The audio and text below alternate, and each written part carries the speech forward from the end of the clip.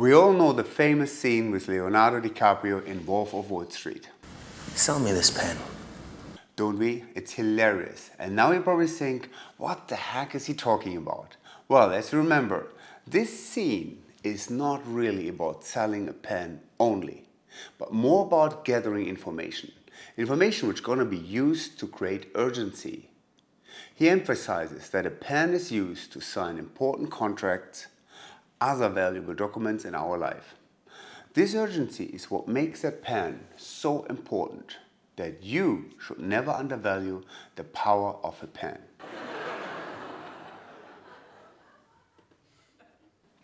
Here's where I like to create a link to the urgency of each of us and our lives, and how urgency can help to reduce procrastination and ADHD.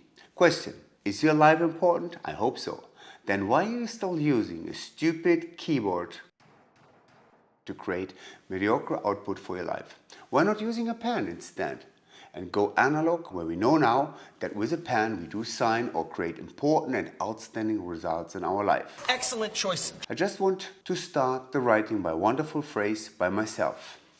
Writing is an art form that has captivated humanity for centuries or even thousands of years, from the humble beginnings of cave paintings to the modern marvel of digital lectures. The power of words to inspire, provoke, and move us is undeniable. Did you know that while writing by hand with a pen on paper, we are 10 times more focused, engaged, and connected to our thoughts than on a computer? Why, you might ask? Because to hold a pen and move it precisely to create a character, words, and even sentences in a kind of readable condition requires so much more attention and focus compared to just hammering letters on a keyboard, preferably with autocorrections, right? That is exactly the reason why signature is done by hand. You should 100% identify with what are you doing and being zero distracted and therefore fully committed. Studies reveal that analog handwriting will stimulate certain regions in your brain to focus much better and battle ADHD. I add a link to this in the description. Now take that pen and sell it to yourself. Sell me this pen. But remember, it's not about the selling, but about gathering information about yourself. And would you buy something without trying it? So take that pen and write those questions on a piece of paper down. For instance, ask yourself, what is really important in my life? Who is important in my life? Family, friends, workmates, the funny guy on YouTube? Just kidding. Where am I now and where do I want to be in 5 or 10 years? What are my hobbies? Or should I start a new one? Tip: writing is a great hobby, for instance. Who would I make happy by helping in any kind of way? All those questions, write them with that damn pen down. And did you realize that in that moment, no one from the digital world is distracting you? Because you're offline and no Mark Zuckerberg can disturb you and pull you into his consumer world, where you become a cow to be milked, presumed your phone is not nearby and can disturb you. So basically, now we understand that using an analog pen is done for important things. Ask yourself again, how important is my life?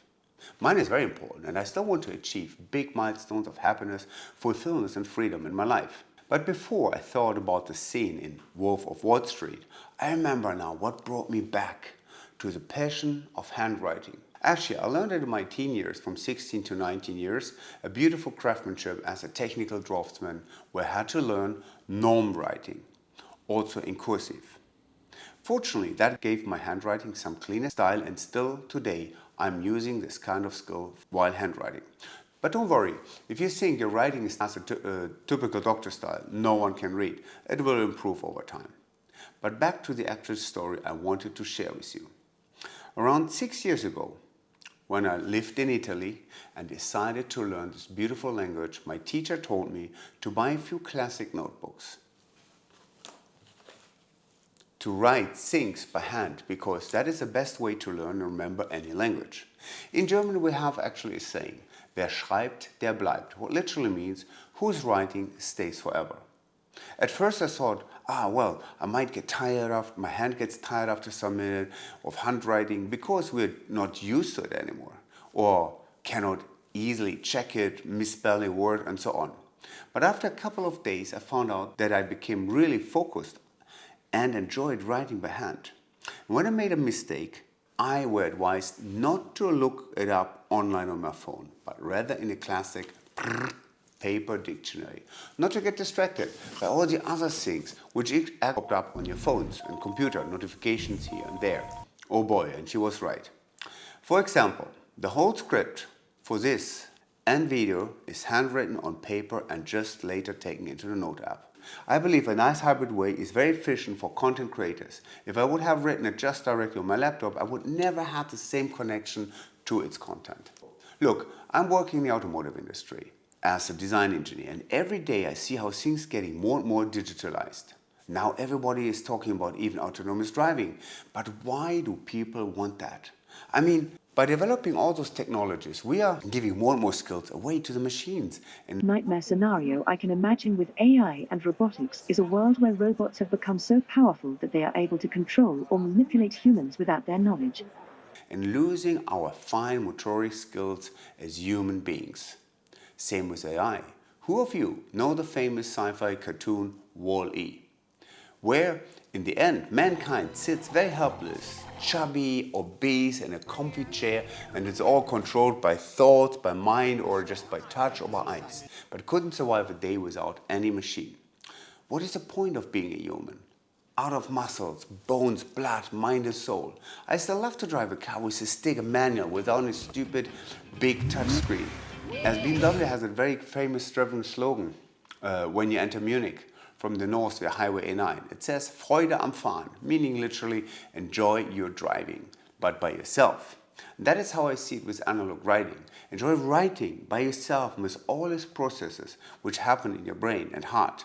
Those moments let you grow and develop into a valuable human and not becoming just a source where the system, hence the matrix, can drain your energy and resources from you and apply total control over you. But I'm getting off track here, right? Let's go back. Let's continue and separate two things here. First thing is procrastination, and second thing is ADHD. But where is the difference? Well, in my eyes, procrastination is worse because it stops us even before we get going to get something done. But hold on, we go step by step. Procrastination means simply to unnecessarily delay or postpone something despite knowing there could be negative consequences for doing so. We all know the situation too well, that we have a certain thing to do, to get done, a deadline, like doing laundry, doing errands, calling parents-in-law, mourning the law, or even undisputed number one, filing the tax report or paying bills. Well, you gotta do your calculations. How? Procrastination is that thing what holds us back from the actual growth, but unfortunately not from video games, social media and Netflix, right? It stands between the shitty 9-to-5 life we live and the unloved life within, and calls the resistance, as Steve Pressfield describes it in his book, The War of Art. Procrastination means that we avoid things which we know will give us a better life, but to just start that process is too difficult because it would mean that we need to move our ass out of our comfort zone. And that's not easy, right? But you've been sitting on that couch for 2 weeks. I have not, Lois. I can tell you. But it's so wrong, and here is where life separates the loser from the winners. You decide what group you want to belong. Hint, losers call themselves off Victim. But that's BS. 95 or more of us in the free Western world are not victims of others, but rather victims of our own missing discipline. Remember that. But, oh, hold on. My phone is ringing. Old friend. 3 hours later. Oh, sorry, sorry, I lost myself. Why was this happening? That allowed my phone to disturb me while I was writing that script on my laptop. Very simple, because I had no focus, no discipline. A classic example of ADHD. Of course, the sin was fate. Or wasn't it? What? Talking about ADHD. We ADHDers struggle with consistency, not motivation. Do it so have always great new ideas. Hey, we could do this, or we have to do this. How about that? old, empty, hot air. Been there, done that. None of that matters. If we cannot get traction on the ground, nothing of all that counts. And that is only done by choosing one interest and then focus and do it. Because ADHD brains are wired for interest, not importance. Once you know that, you can tackle that. All right, what is ADHD actually? ADHD is a disease which stands for Attention Deficit Hyperactivity Disorder. It's a neurodevelopmental disorder, which means it affects the development of our nervous system. It's characterized by executive dysfunction. That means we struggle to focus longer on cognitive actions like learning and on all the things we don't like to do. Basically, it means that the person has excessive symptoms of inattention, hyperactivity, impulsivity, and emotional dysregulation. Basically, we can freak easily out when things do not go the way we want. But I don't want to bore you with all those complicated medical terms. Let us do that. Side note here, Dr. Ned Hallowell has confirmed that my personal experience with analog writing can help significantly to reduce ADHD. So whenever I write, I get that creative offload, if you will. But more details I will explain soon, because it is also important how and what you're writing. But for my part, I want to break it down into easy steps to understand and share what I discovered to overcome procrastination and ADHD in 6 steps. Before we start with the steps, we should quickly understand the main drug we are depending on, a drug our body produces itself, dopamine. I assume you already heard about it, but let's quickly refresh what it is and how does it influence our procrastination and ADHD behavior. I bet 99% of us, when we wake up in the morning, grabbing the phone to check messages, likes, TikTok, Insta, news, stocks, name it. But why do we do this? Because in the morning our dopamine level is very low, and for people with ADHD even lower. And by doing this phone check, we hope to get certain rewards and joy, and from those messages and bling bling, that creates short spiky dopamine hits. You laugh, feel good and a moment, and you want to see more, and it's so easy and satisfying, and time flies by. That's dopamine, a chemical in your brain that motivates you to keep doing things which are easy and make you happy. You can call it also the fuel of the matrix.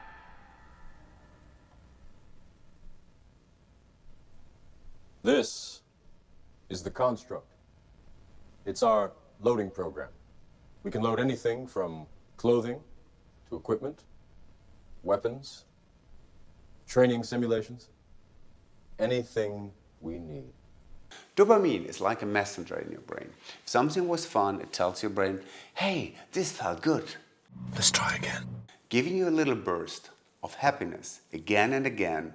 But each time you need more dopamine in order to satisfy your needs. It's like a computer game with rewards. Or a drug. Every time you reach a higher level, you need more of it.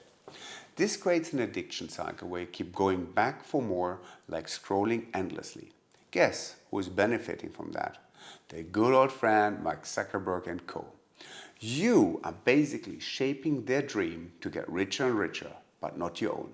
Welcome to the matrix, because you are a part of it. And the worst? Now you have raised your dopamine bar for your day so high that it is hard to reduce the needed amount for the rest of the day. Basically, you're already screwed. Wait, what to do? I advise you to put a pen and a notebook in the evening next to your bed. Close your damn phone, grab that pen and notebook and write for around 5 minutes. What do you want to do for the day? To rescue it. A paper, notebook or a pen will not disturb you with silly notification. Got it? Then get up, take a shower and finish with a cold shower. Believe me, it works well to reset your brain. Later I explain you how to do the cold shower.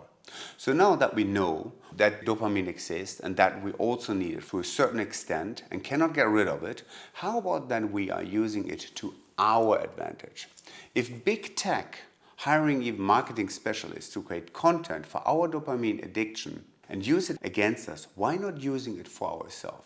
But that means we need to break out of the comfort zone. The comfort zone the matrix pretends to give you. But stick with me, it is easier done than you believe. It requires just a bit of clarity about the importance of your own life. Now we are getting to the 6 steps which help me to handle my dopamine need. Step 1 was already to write the morning in the bed instead using your phone. Same, do it in the evening on the sofa, on the couch, instead of watching some stupid sitcom, eat Come on, TV, give me some of that sweet, sweet pep. junk food or low quality dopamine products like cat movies.